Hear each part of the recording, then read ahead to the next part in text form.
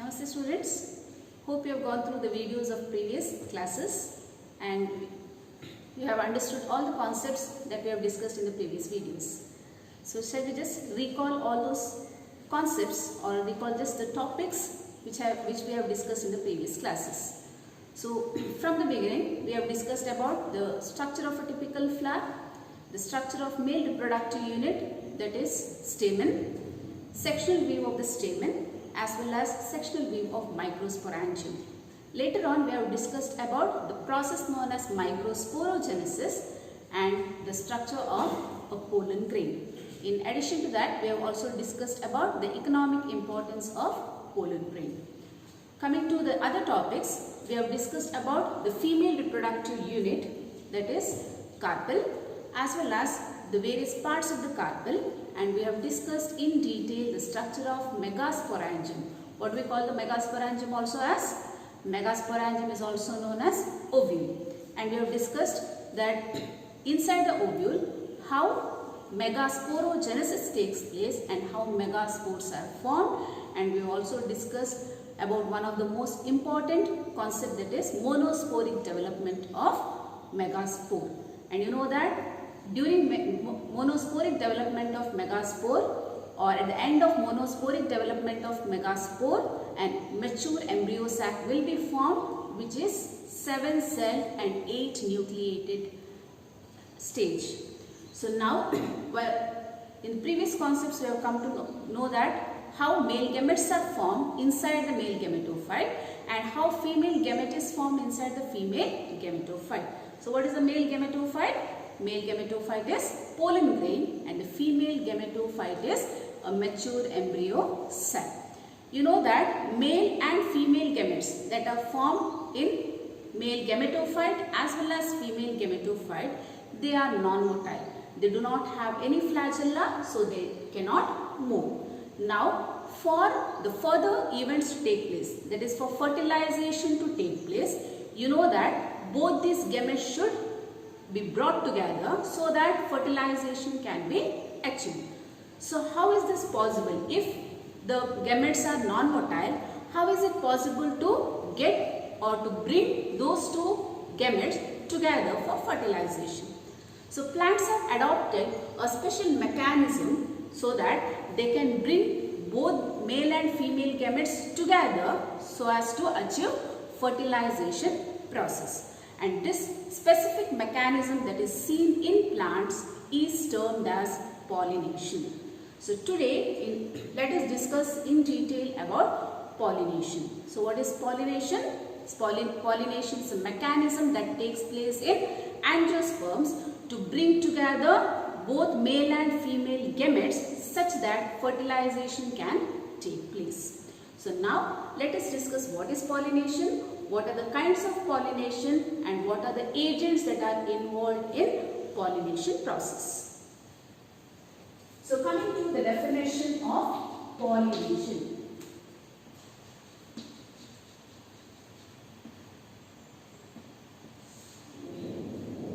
Pollination is a mechanism where there is transfer of pollen grains from anther to the stigma of a flower. It may be pollination might take place within a same flower or pollination might take place between different flowers of same plant or different plant.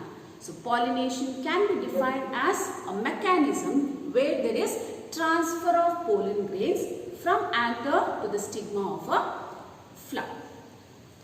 So now let us see what are the kinds of pollination. So pollination can be categorized into 3 different kinds based on the source of pollen grain.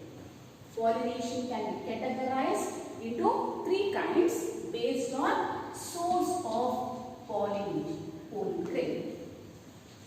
Source of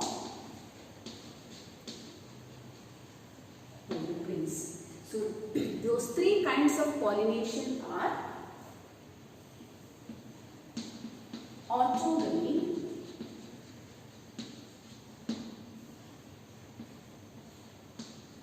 heterogamy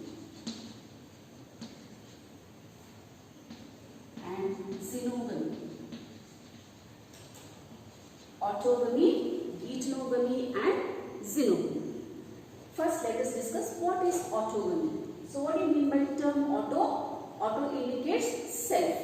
So there is fusion of gametes between the male and female reproductive units, or the fusion of gametes within a same flower, that is self-pollination. So autogamy is a mechanism of pollination where there is transfer of pollen grains from the anther to the stigma of same flower.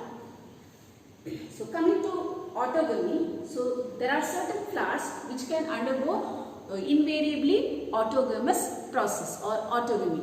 But there are certain flowers, even though if they have got male gametes as well as female gametes, they will depend on other flowers mainly for pollination.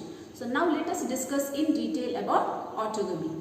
As we all know, autogamy is the transfer of pollen grains from the anther to the stigma of same flower. So for autogamy to take place, flowers should have certain characteristic features. So in those flowers which usually undergo autogamy mainly has two characteristic feature. One of those characteristic feature is both the stamens as well as the carpels. You know that stamens has got anthers. Anthers will release the pollen grains, and inside the carpel or in carpel there is a structure known as ovary. Inside the ovary there is ovule, and inside the ovule embryo sac is formed, and in embryo sac female gamete will be formed. Okay. So those flowers which particularly has to undergo autogamy mainly should have the process where the release of pollen grains from the anther as well as receptivity of stigma should be synchronized. So if the flower has to undergo autogamy, then it should have got two characteristic features. One of the characteristic feature is synchrony between release of pollen and receptivity of stigma.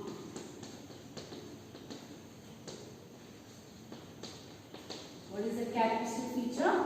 There should be synchrony between release of pollen from the anther as well as receptivity of stigma. So what do you mean by term synchrony? So both these events, that is release of pollen grain as well as receptivity of stigma, should take place at a time. So if these two events take place at a time, then there is chance that the pollen grain that are released will fall on the surface of stigma, so that stigma can receive that pollen grain and autogamy can be achieved. There is one more characteristic feature for a flower to undergo autogamy. So in this characteristic feature, the flower should have the stamens as well as carpels should be close to each other.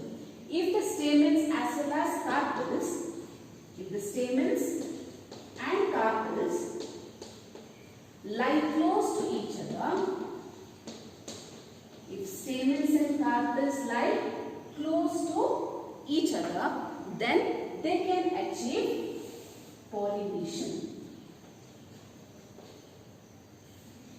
So these are two important characteristic features a flower should have to undergo autogamy. They are synchrony between release of pollen grain and receptivity of stigma, and one more feature is stamens and carpels should lie close to each other, so that the pollen grains can directly fall on the stigma and pollination can be achieved. So there are certain flowers which produces two kinds of, or there are certain flowering plants or angiosperms which usually produce two kinds of flowers. For example, there are certain flowers.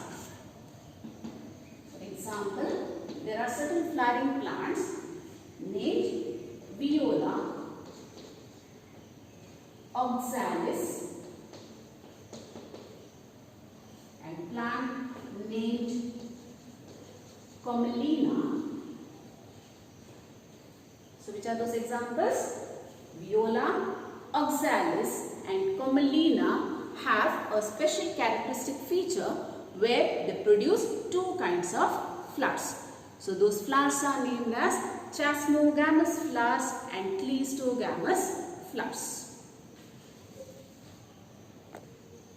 Those two kinds of flowers that are formed are called chasmogamous flowers.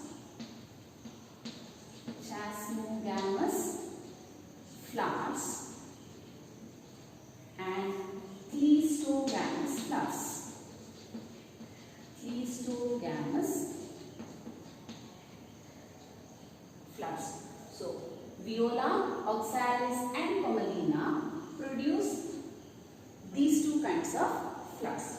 So, let us see what is the difference between these two kinds of flowers.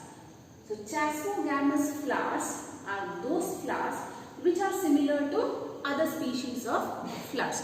You have observed varieties of flowers and various species of flowers, and in all those species, most of the species of flowers, usually when the flowers bloom, their stamens or their anthers as well as carpels will be exposed. So chasmogamous flowers are those flowers which are similar to other species. What do you mean by which are similar to other species?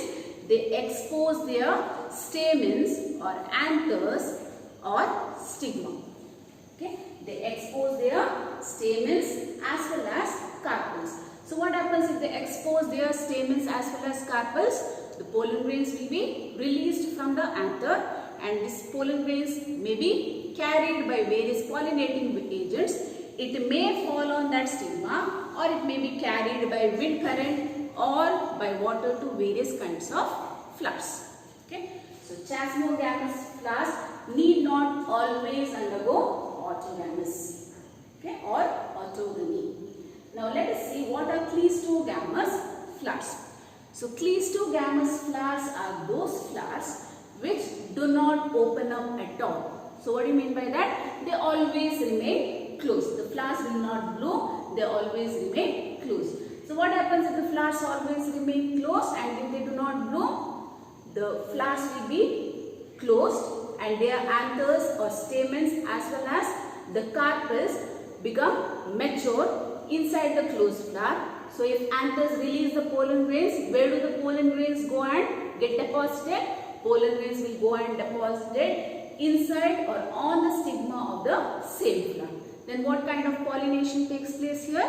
The kind of pollination that takes place here is autogamy. So cleistogamous flowers are those flowers that do not open up at all and they undergo mainly autogamous type of pollination. So these cleistogamous flowers are invariably autogamous. Since they are invariably autogamous, they have the ability to produce assured seed sets. Now let us discuss about one more kind of pollination, that is geitonogamy. So geitonogamy is a process of pollination where pollen grains are transferred from the anther of the stamens to the stigma of different flower but of the same plant. So geitonogamy is a process of transfer of pollen grains from anther to the stigma of different flowers of same plant. So this process is known as geitonogamy. So when you discuss about geitonogamy, or when you come across the definition of geitonogamy, you may think that this geitonogamy is a type of cross pollination, because the pollen grain has to be transferred from the anther to the stigma of another flower, but it may be of same plant.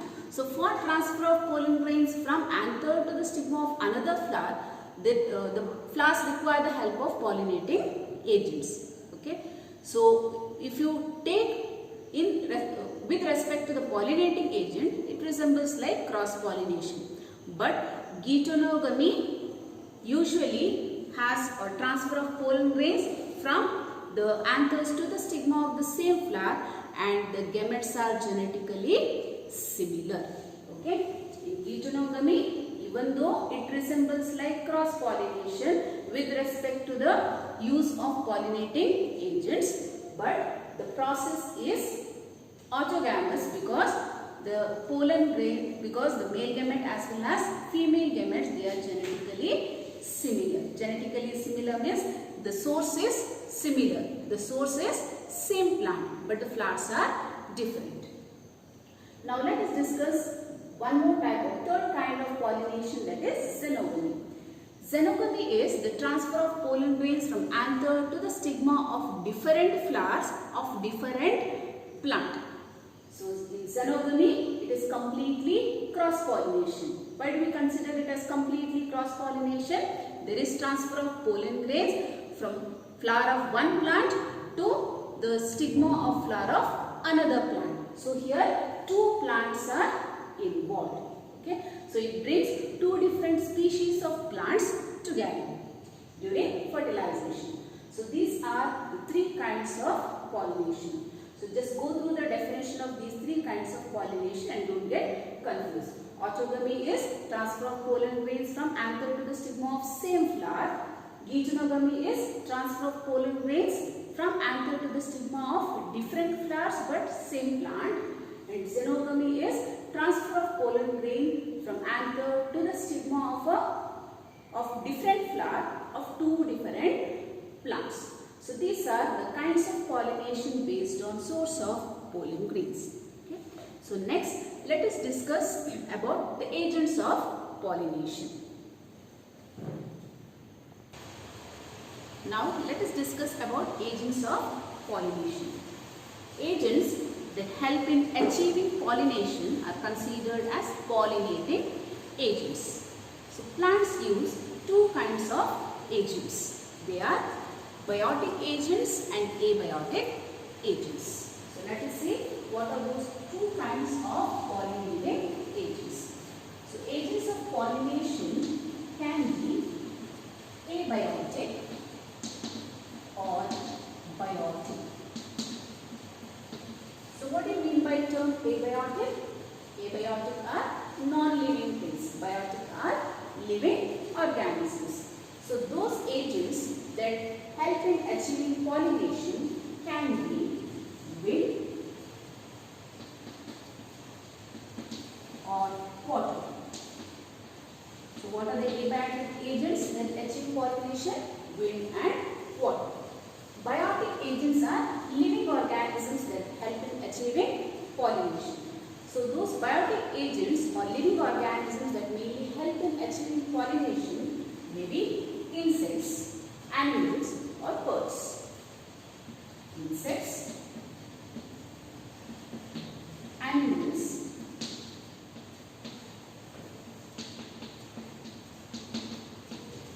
or birds. So based on the type of biotic agent that is involved in pollination, we can categorize pollination into different types.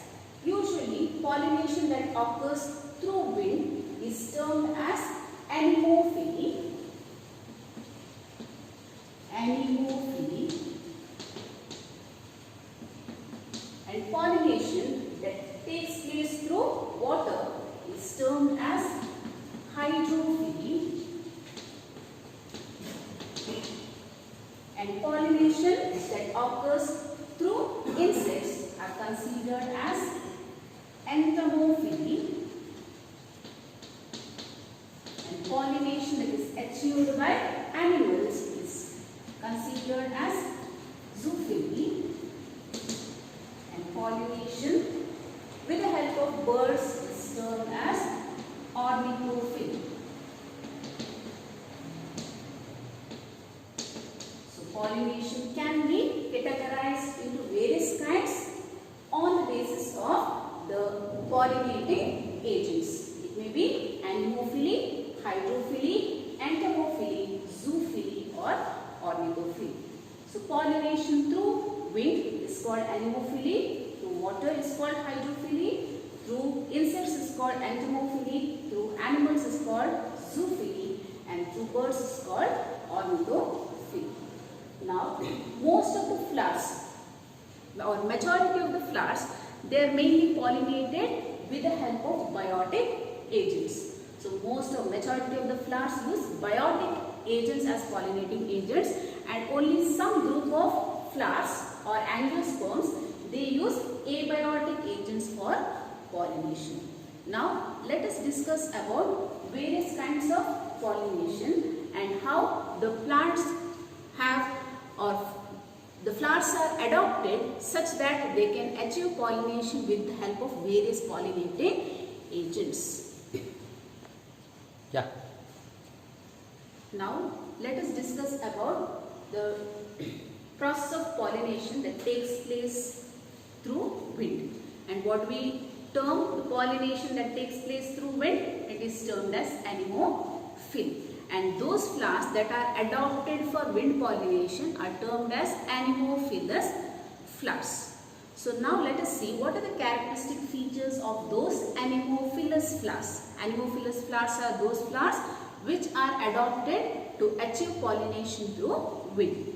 So anemophilous flowers have certain characteristic features or certain adaptations in their flowers.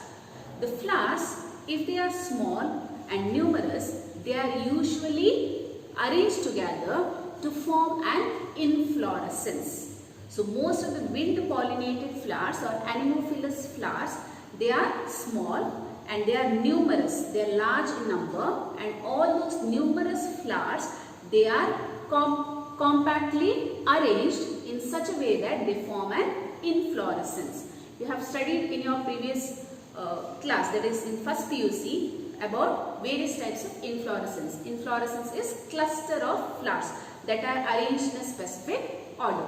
And we have also discussed about two kinds of inflorescence. They are racemose as well as cymose inflorescence.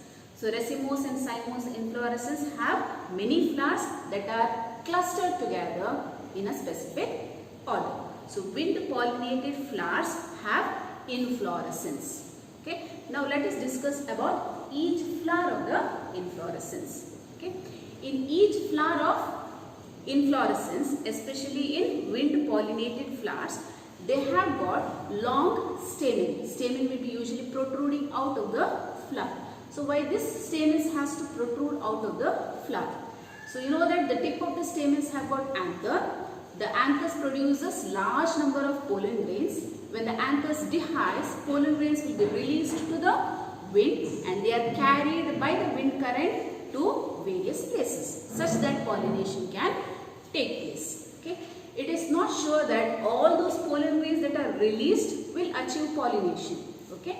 To minimize this or to compensate with this, the wind pollinated flowers mainly release large number of pollen grains such that at least few of the pollen grains will achieve pollination. Okay, so this is one of the feature of the wind pollinated flower, that is they have got long protruding stamen and they release large number of pollen grains. Why they have to release large number of pollen grains?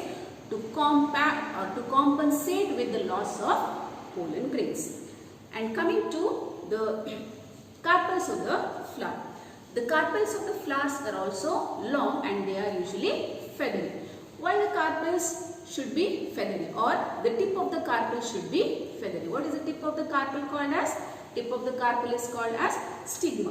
Why it should be feathery in wind pollinated plants? If the stigma is feathery in the wind pollinated plants, they can easily trap the pollen grains which are carried by the wind current. You know that wind pollination is release of pollen grains to the wind, and pollen grains, large number of pollen grains will be carried through the wind. So those pollen grains which are found in the wind should be trapped, and it can be trapped only if the tip of the carpel, that is stigma, is feathery. So this is one more feature of wind pollinated flower, that is stigma is long and it is feathery, or carpel is long and it has got feathery stigma. There are certain other characteristic features in wind pollinated flowers. They are pollen grains are non-sticky. So if they are sticky, they may get held on the surface of any of the objects. So pollen grains usually will be non-sticky. Okay, and usually in carpels inside the ovary will produce only one ovule. Okay, so these are certain characteristic features of wind pollinated flowers. We'll just summarize those characteristic features. So to begin with, the wind pollinated flowers are called as anemophilous flowers. Anemophilous flowers usually are small, so they produce large number of flowers. So all these flowers, numerous flowers are arranged together or clustered together to form inflorescence.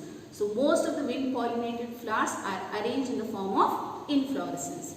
And coming to individual flower of the inflorescence, the flower has got long stamen such that they can release the anthers directly into wind. And the anthers produce large number of pollen grains such that to compensate the loss of pollen grains. And pollen grains that are released are non-sticky. Okay. And coming to carpel, carpel is long and it has got the stigma which is feathery. Why the stigma should be feathery? To trap the pollen grains from the wind. And inside the ovary of the carpel, usually there will be only one ovule. So these are certain characteristic features of wind pollinated flowers or anemophilous flowers. So the best example for anemophilous flowers that is commonly seen example is the grass. So you might have observed in certain grasses which grow up to a certain height, they usually produce inflorescence. Okay, and this inflorescence, from this inflorescence or from these flowers of wind grass, mainly pollen grains will be released to wind such that they will be carried through the wind to various places. And one more example of wind pollinated flower is corn cobs. You might have seen corn cobs. So in corn or in the corn cobs, you might have seen some silky threads. When you just open the sheath of the corn, you might have observed some silky threads.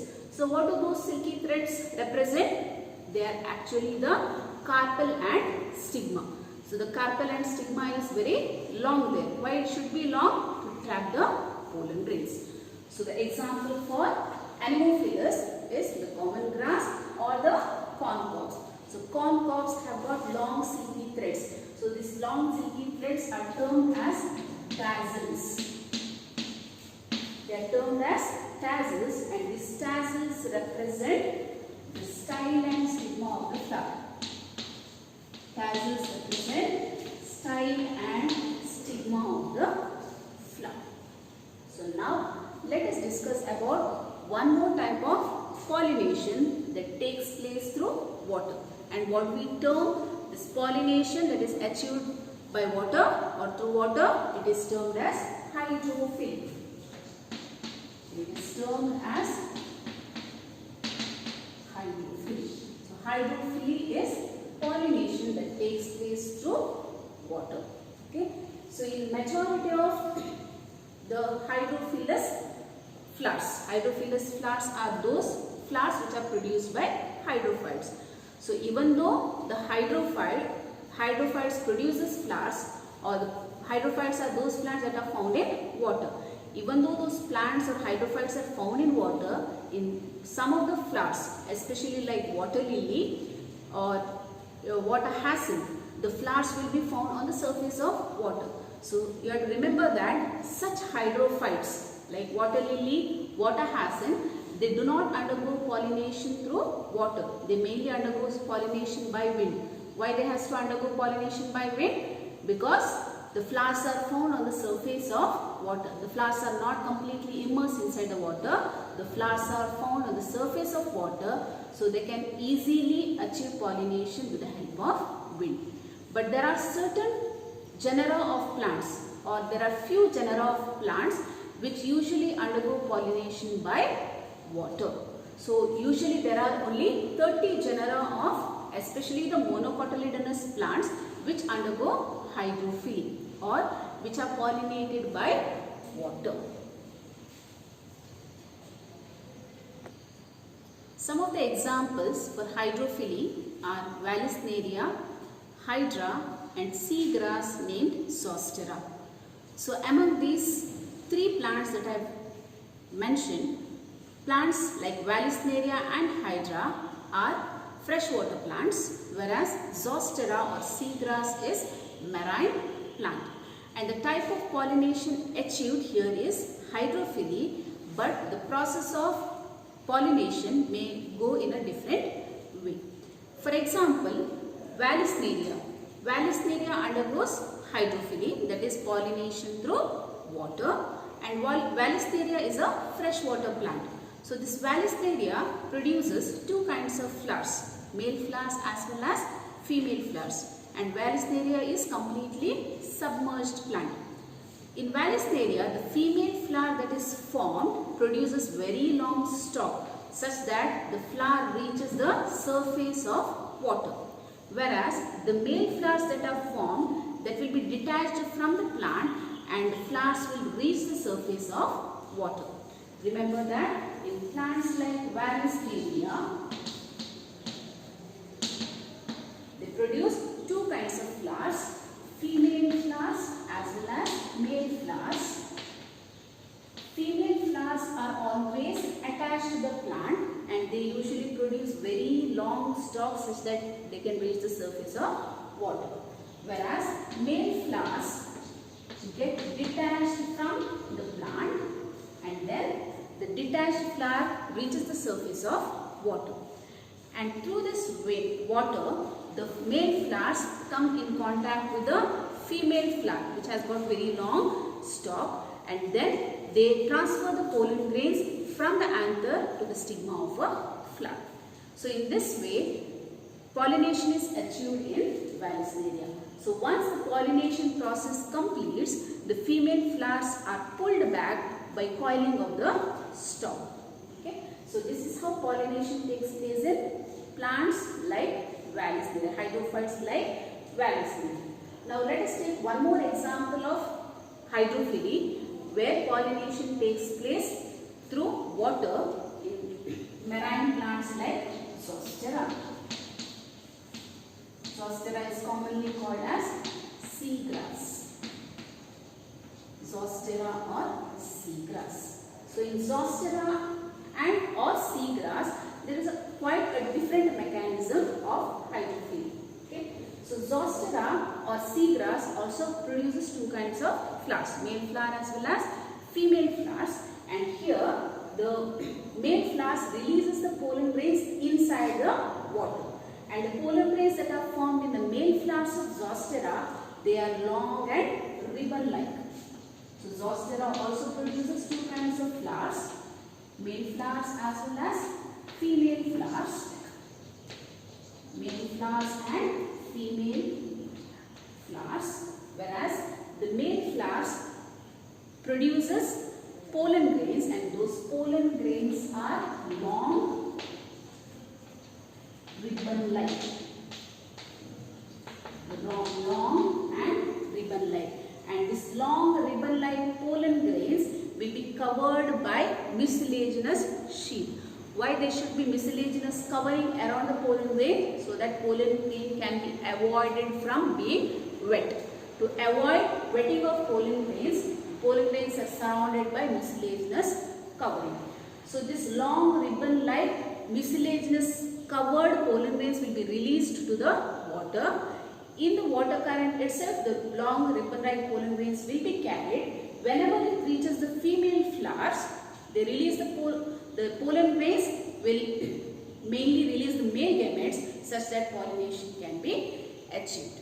Okay, so this is how pollination takes place in some of the hydrophilous flowers. Example for hydrophilous flowers: Vallisneria, Zostera and Hydra. Among them, Vallisneria and Hydra are freshwater flowers, whereas Zostera is a marine plant.